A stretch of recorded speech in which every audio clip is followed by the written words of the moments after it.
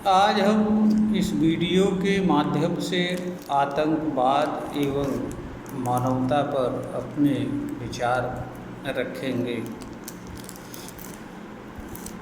आतंकवाद एक प्रकार की विचारधारा होती है। इस विचारधारा के माध्यम से किसी तरह का भय पैदा करके किसी प्रकार के उद्देश्य की पूर्ति करना आतंकवाद होता है। वह सभी चीज़ें जिनके करने से किसी मनुष्य या मानव समाज में भय पैदा होता है, वह सभी चीज़ें आतंक होती हैं। और जो भी लोग इस तरह के कार्य को करते हैं, वह सभी लोग आतंकवादी ही होते हैं। आतंक का अर्थ किसी के जान को मार देना ही नहीं होता है। किसी के जान को मार देना आतंक का एक विभत्स स्वरूप होता है। आतंक का अर्थ वाणी से, विचार से, कर्म से या किसी भी तरह से भय उत्पन्न करना ही आतंक कहलाता है। और इसके माध्यम से किसी प्रकार के उद्देश्य की पूर्ति करना आतंकवाद कहलाता है। इसका आतंकवाद किसी न किसी विचारधारा से जन्म लेती है। आतंकवाद का संबंध मनुष्य के जन्म से ही शुरू हो जाता है, क्योंकि ईश्वरवादी विचारधारा की स्थापना भय के माध्यम से करने का प्रयास किया जाता है। तो यहाँ से भी एक प्रकार से आतंकवाद की शुरुआत होती है। एक बच्चा अबोध रूप में जन्म लेता है। वह जानकारी नहीं रखता है। जिस दिन से वह जन्म लेता है, उसी दिन से उसके जानने एवं सीखने की प्रक्रिया प्रारंभ हो जाती है। बच्चा एक उम्र के उपरांत, या यह कहिए कि वयस्क होने के उपरांत, स्वतंत्र रूप से सोचने, समझने और विचार करने की क्षमता प्राप्त करता है। इसके पूर्व बच्चे के भीतर उन चीज़ों को भय के माध्यम से या किसी स्वार्थ के माध्यम से या किसी लालच के माध्यम से ऐसी चीज़ों को स्थापित करने का प्रयास किया जाता है जिन चीज़ों के बारे में उसको कोई जानकारी नहीं होती है। और इस तरह का इनसे जुड़े कर्म को भी करने का प्रयास किया जाता है। इस तरह की विचारधाराएं धीरे धीरे बच्चे के मन मस्तिष्क में अपनी जगह बना लेती हैं। और जब तक बच्चा कुछ स्वतंत्र रूप से सोचने, विचारने और समझने की शक्ति प्राप्त करता है, तब तक वह इस तरह की विचारधाराओं का एक प्रकार से गुलाम बन जाता है। और जब भी वह इन पर विचार करता है, तो वही विचार जो जन्म से उसके मन में भरे गए होते हैं, बार बार वापस आते हैं। उस कारण से उसे यह प्रतीत होता है कि जो विचार बचपन से ही भरा गया है, या जिन चीज़ों के कारण वह कोई कर्म करता आ रहा है, उनके कारण जो है वह वास्तव में सही है, क्योंकि उसी के इर्द गिर्द उसके अंदर विचार आते हैं। इससे भी बड़ी बात, जो लोग ईश्वरवादी विचारधारा के पोषक होते हैं, वह बार बार ईश्वर या किसी बाहरी शक्ति का भय दिखाने का प्रयास करते हैं और ये बताने की कोशिश करते हैं, जो लोग इस तरह की बातों को नहीं मानेंगे। उनके ऊपर ईश्वर या अल्लाह, जैसे अभी नामधारी ईश्वर हो, उसकी कुदृष्टि पड़ जाएगी, वह नाराज हो जाएगा और वह कोई ऐसा कार्य करेगा जिससे मनुष्य संकट में उत्पन्न हो जाएगा। यहाँ मतलब भय के माध्यम से इस विचारधारा को स्थापित करने का प्रयास किया जाता है और यह कार्य बचपन से ही किया जाता है।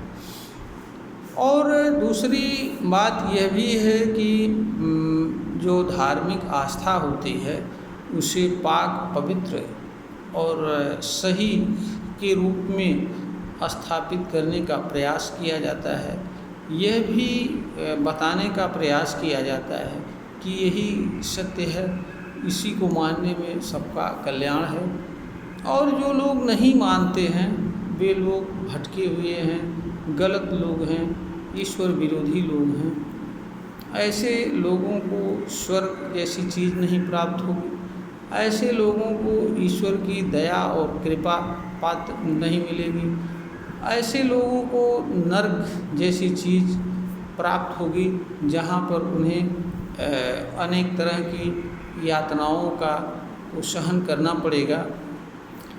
ऐसे लोग जो है के साथ जीवन में कुछ अच्छा नहीं घटित होगा। इस प्रकार का भय पैदा करके तमाम सारी विचारधाराओं को स्थापित करने का प्रयत्न किया जाता है और मनुष्य इनके भय के अधीन जीवन जीता है।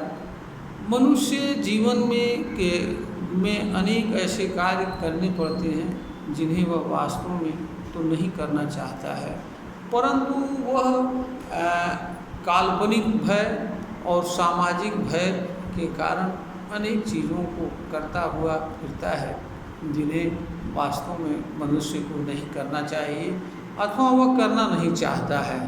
यह भी मानव जीवन की एक सच्चाई है, क्योंकि समाज अंधानुकरण का आदी होता है। जिधर झुकाव होता है उसी तरफ झुकने की आदत होती है। अगर कोई स्वतंत्र विचार के माध्यम से जीना चाहता है तो वह स्वाभाविक रूप से दुश्मन बन जाता है। आतंकवाद का संबंध राज सत्ता से और शासन सत्ता से संबंध रखता है। इसी को के लिए सारे प्रयास किए जाते हैं। धार्मिक विचारधाराएं भी स्थापित करने का प्रयास राजसत्ता के माध्यम से और राजसत्ता से इन्हें जोड़ दिया गया है। इसलिए क्योंकि राजसत्ता के माध्यम से मध्यकाल में धार्मिक मान्यताओं का विस्तार भी किया गया है। अनेक तरह के धर्म परिवर्तन किए गए हैं, यह भी एक सच्चाई है। और ये सब के पीछे एक काल्पनिक भय दिखा करके आज भी जो लोग आतंकवाद का सहारा ले रहे हैं उनका भी उद्देश्य कोई अच्छा काम नहीं है। उनका संबंध मनुष्य और मानवता से नहीं है। इन लोगों का उद्देश्य अपनी शासन व्यवस्था को किसी देश पर या मानव समाज पर बलपूर्वक भय दिखा करके ज़बरदस्ती स्थापित करने की है और शासन सत्ता प्राप्त करने की। दूसरा उद्देश्य इसके माध्यम से गलत कार्यों को करना है और यह भय दिखाना है कि कोई इनके गलत कार्यों की तरफ ध्यान न दे, क्योंकि जो ध्यान देगा उसके साथ बुरा बर्ताव होगा। तो आतंकवाद जो है यह भय का एक प्रकार से शासन करने का तरीका है। भय के माध्यम से अपनी विचारधारा को मानव समाज पर या दूसरे लोगों पर थोपने का साधन है और भय के माध्यम से अपने गलत से गलत कृत्यों को संपन्न करने का साधन है। भय इसलिए दिखाया जाता है ताकि लोग आतंक का सहारा लेकर कार्य करने वाले लोगों का विरोध न करें। ये जिस तरीके से चाहें काम करते रहें, इनके तरफ कोई ध्यान न दे और लोग इनकी बात को जबरन माने, ये इनका उद्देश्य होता है। जहाँ तक मानवता की बात है, मानवता का अर्थ एक मनुष्य द्वारा दूसरे मनुष्य को अपने समान जानना और समझना होता है। मानवता का अर्थ ऐसी विचार और भावना से होता है जहाँ कोई ना तो छोटा होता है और ना बड़ा होता है। हर मनुष्य दूसरे मनुष्य को अपने समान पसंद करता है। मानवता का अर्थ स्वतंत्रता पूर्वक जीवन जीने से होता है, स्वशासन का जीवन होता है और स्वयं द्वारा स्थापित नियम एवं व्यवस्था के अनुसार व्यक्तिगत जीवन जीने से होता है। जहाँ तक सामूहिक जीवन की बात है तो उसे धार्मिक मान्यता अथवा देश की शासन व्यवस्था के अनुसार स्थापित विधि एवं व्यवस्था के माध्यम से जीवन जीना होता है। क्योंकि मानव समाज को चाहे देश के माध्यम से या किसी अन्य माध्यम से किसी न किसी तरह के नियम एवं व्यवस्था के अनुसार जीवन जीने की आवश्यकता होती है। क्योंकि बिना नियम और व्यवस्था के सामूहिक मानव जीवन अराजकता का मानव जीवन होता है। हर कोई अपने अपने तरीके से सामूहिक जीवन में जीने का प्रयास, इससे अराजकता उत्पन्न होती है। इसलिए सामूहिक जीवन जीने के लिए भी नियम और व्यवस्था की आवश्यकता होती है और ये नियम और व्यवस्था वो होती हैं जो देश द्वारा स्थापित हो अथवा किसी धार्मिक विचारधारा या मान्यता द्वारा स्थापित व्यवस्था हो सकती है। तो व्यवस्था के अनुसार जीवन जीना मानवता कहलाता है, स्वतंत्रता कहलाता है। मानवता कोई लेन देन की चीज़ नहीं होती है। सबसे आतंकवाद से सबसे अधिक जो है मानवता का नुकसान होता है।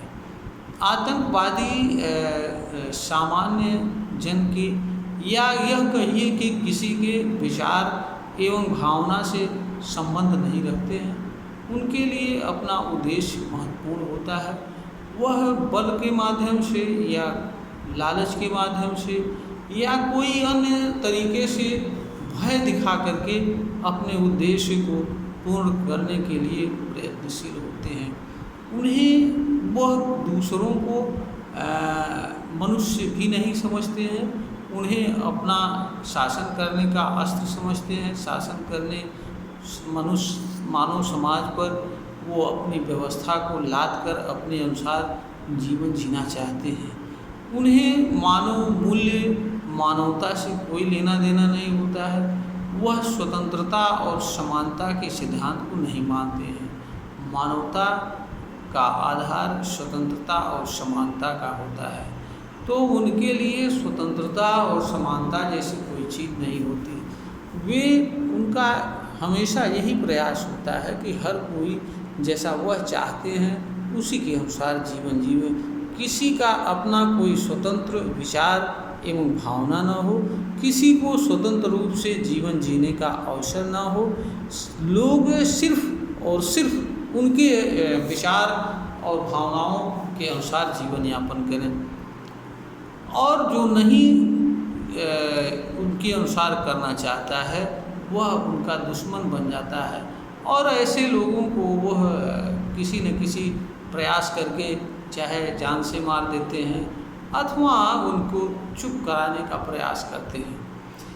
तो ये जो आतंकवाद है यह मानवता का, मनुष्यता का दुश्मन होता है। आतंकवाद के जो लोग पोषक होते हैं वह लोग जो है और जो लोग इसके अनुसार कार्य करते हैं उनके लिए मनुष्य कीड़े मकोड़े की तरह होते हैं। उन्हें किसी मनुष्य से कुछ लेना देना नहीं है। वे विरोध प्रदर्शन करना भी पसंद नहीं करते हैं और ऐसे लोग कहने के लिए तो लड़ाई शासन सत्ता से लड़ते हैं, परंतु स्वतंत्रता के लिए लड़ाई लड़ते हैं, लेकिन वास्तव में ये अपने स्वार्थों की लड़ाई लड़ते हैं। और ऐसे लोग सबसे ज़्यादा नुकसान आम जन को पहुंचाते हैं, क्योंकि ये ट्रेन में बम फोड़ना, भीड़ भाड़ इलाके में बम फोड़ना, या ऐसी जगह जहां काफ़ी लोग आते जाते हों, बम फोड़ करके आतंक पैदा करने की कोशिश करते हैं। तो आतंकवाद में सबसे अधिक सामान्य जन मारे जाते हैं। इनकी सबसे अधिक इन्हें ही पीड़ा पहुंचती है। बड़े लोग इसका शिकार अवश्य होते हैं, परंतु वे साधन संपन्न होते हैं। वो एक स्थान से दूसरे स्थान को चले जाते हैं और पुनः सामान्य जीवन जीते हैं। लेकिन एक कमज़ोर आदमी का घर बार सब कुछ खत्म हो जाता है आतंकवाद से, और उसका एक प्रकार से जीवन भी नष्ट हो जाता है। तो आतंकवाद मानवता का दुश्मन होता है। आतंकवाद में कुछ लोग तो दिखाई देते हैं, कुछ लोग नहीं दिखाई देते हैं। जो लोग दिखाई देते हैं लगता है कि वही लोग सारे चीज़ों के जन्मदाता हैं, परंतु वास्तव में ऐसे लोग इम्पोस्टर की तरह कार्य करने वाले या एक्टर की तरह इनके विचारधारा देने वाला, इनको प्रशिक्षित करने वाला, इनको पैसा देने वाला, इनको सहायता करने वाले लोग पर्दे के पीछे से होते हैं। आतंकवादी एक प्रकार के राज्यों द्वारा पोषित गुंडे होते हैं। एक तरफ से किसी राज्य द्वारा या देश द्वारा इनका पोषण किया जाता है, और दूसरी तरफ जिनके खिलाफ ये कार्य करते हैं उस देश द्वारा इनको मारने का कार्य किया या इनके विरुद्ध कार्रवाई किया जाता है। और चूंकि आतंकवाद एक विचारधारा होती है, इसलिए आतंकवादी के मरने से इस पर कोई फर्क नहीं पड़ता है। कुछ काल के लिए आतंकवादी दब जाते हैं, पुनः नए सिरे से दूसरे गुट के रूप में तैयार होते हैं, क्योंकि जिसके कारण लोग आतंकी बनते हैं या आतंकवाद का सहारा लेते हैं, वो विचारधारा पूर्णतया खत्म नहीं होती है, क्योंकि उसके जो पोषक होते हैं वो नहीं मरते हैं। सिर्फ जो आतंकवाद के लिए कार्य करते हैं उनमें से कुछ लोग मर जाते हैं, शेष लोग जिंदा रहते हैं। वह पुनः एक दूसरे रूप में आतंक का सहारा लेते हैं, कोई दूसरा गिरोह तैयार करते हैं और फिर नए सिरे से किसी प्रकार की कार्रवाई करते हैं। तो आतंकवाद का अगर विश्व जनमत यह चाहता है कि खत्म हो, तो पहले इसे विचारधारा के स्तर पर खत्म करना होगा। इसके लिए संपूर्ण मानव जाति को ईमानदार होना होगा, गलत को गलत, सही को सही कहने की प्रवृत्ति विकसित करनी होगी, क्योंकि आतंकवाद किसी भी कारण से हो, किसी भी आधार पर हो, वह उचित नहीं कहा जा सकता है और उसे किसी भी आधार पर उचित ठहराया नहीं जा सकता है। और दूसरा, इसके जो अप्रत्यक्ष रूप से पोषक हैं, मददगार हैं, उन्हें भी ईमानदारी और निष्पक्ष भाव से आतंकवादियों के साथ व्यवहार करना होगा। सभी देशों को और आम जन को भी इनके साथ निष्पक्षता और ईमानदारी से इनके संबंध में राय रखनी चाहिए और इन्हें हर तरह की मदद बंद कर देना चाहिए और इनको इनके हाल पर छोड़ देना चाहिए।